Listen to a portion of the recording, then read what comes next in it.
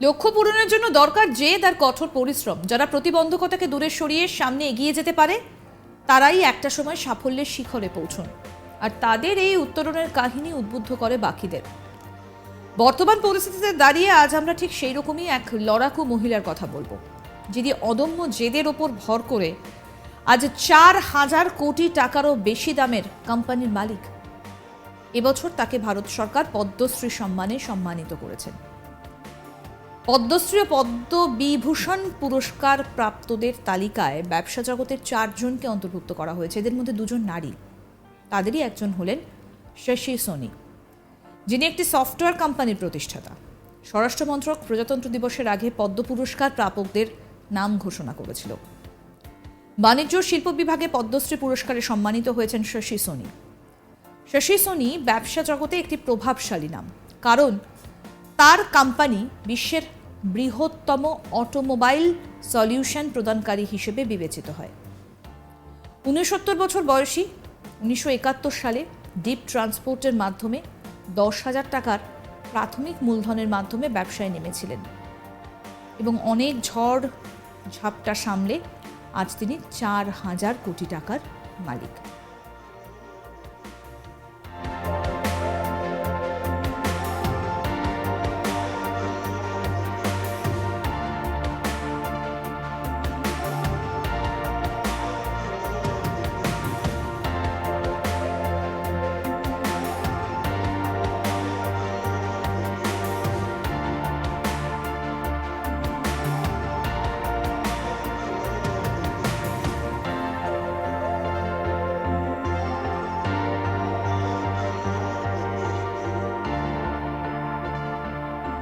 আজ আমরা শশী সোনির বিষয়ে আপনাদেরকে জানাবো, যিনি মাত্র 10,000 টাকা দিয়ে ব্যবসা শুরু করার মাধ্যমে আজ রীতিমতো নিজের সাম্রাজ্য তৈরি করেছেন।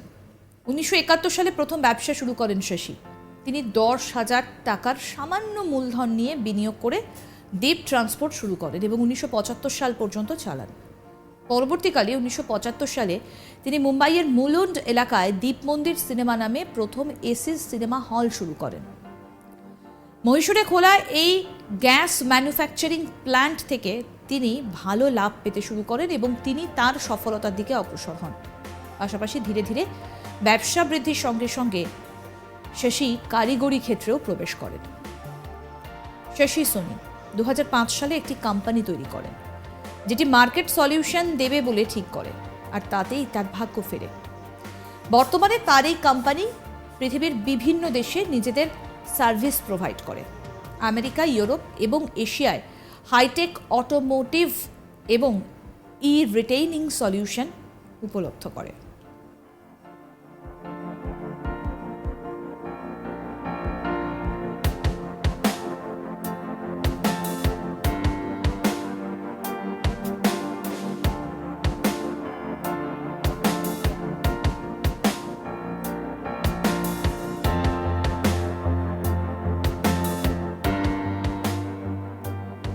লক্ষ্য পূরণের জন্য দরকার জেদ আর কঠোর পরিশ্রম। যারা প্রতিবন্ধকতাকে দূরে সরিয়ে সামনে এগিয়ে যেতে পারে তারাই একটা সময় সাফল্যের শিখরে পৌঁছন, আর তাদের এই উত্তরণের কাহিনী উদ্বুদ্ধ করে বাকিদের।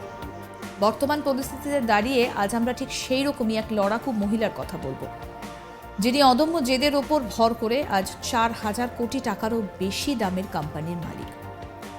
এবছর তাকে ভারত সরকার পদ্মশ্রী সম্মানে সম্মানিত করেছেন। পদ্মশ্রী, পদ্মবিভূষণ পুরস্কার প্রাপকদের তালিকায় ব্যবসা জগতের 4 জনকে অন্তর্ভুক্ত করা হয়েছে। এদের মধ্যে 2 জন নারী।